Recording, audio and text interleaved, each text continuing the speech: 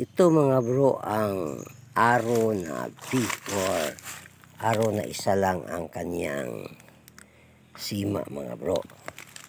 Ito ang tinumbok mga bro sa bato doon mga bro. Nasa mga siguro mga bro 40 meters. May kanal na malaki doon mga bro. Nasa unang video ko to mga bro. Ang south direction sa kanyang kanal dito papunta mga bro, dito ang south direction sa side na to mga bro na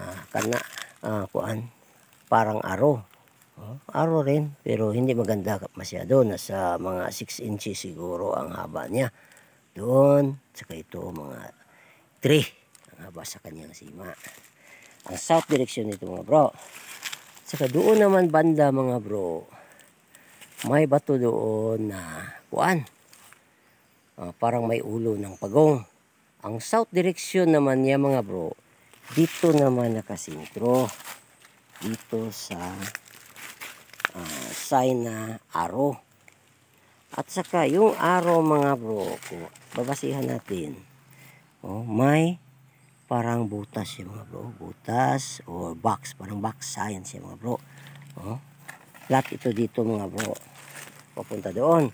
Kung babasihan sa aking reading mga bro, ang arrow na yan susukatan pa natin ng 3 meters at 3.5 meters.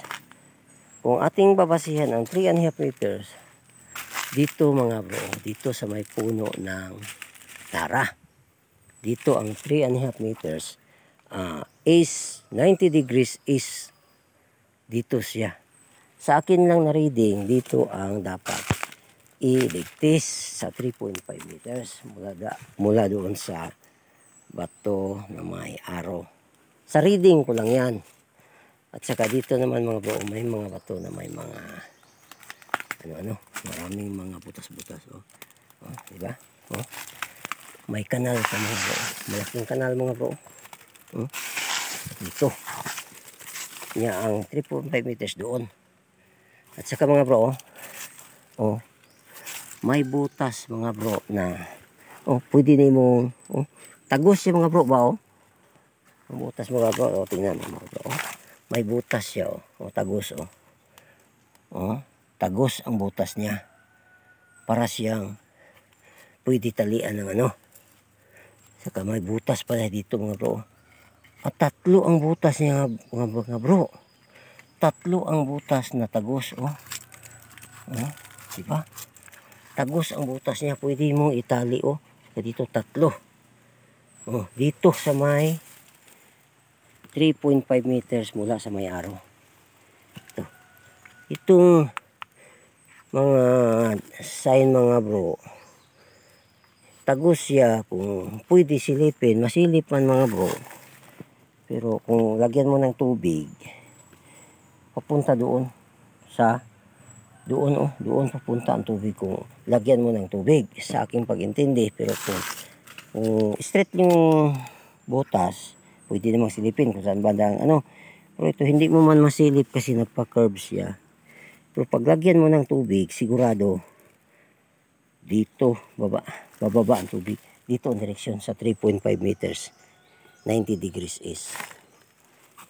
Mula doon sa may arrow na mga bro, ito arrow na yan, yung arrow na yan papunta doon 3.5 meters doon, saka may butas na tagos. Pero di masilip, kailangan buhusan ng tubig para malaman kung saan ang direksyon. At saka itong doon south direction sa line na malaki, mga 4 na pulgada siguro. Ang taas niya nasa 2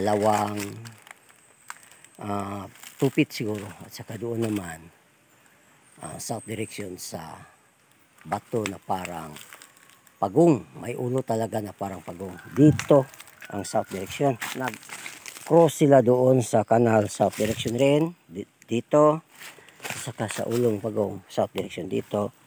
Tapos 90 degrees is 3.5 meters doon sa may puno ng akasya at may yung bato na may tagos na butas pero hindi masilip. Kailangan buhusan ng tubig at saka pag buhusan mo ng tubig doon talaga sa 3.5 meters ang daloy niya. Yan lang mga bro. Salamat.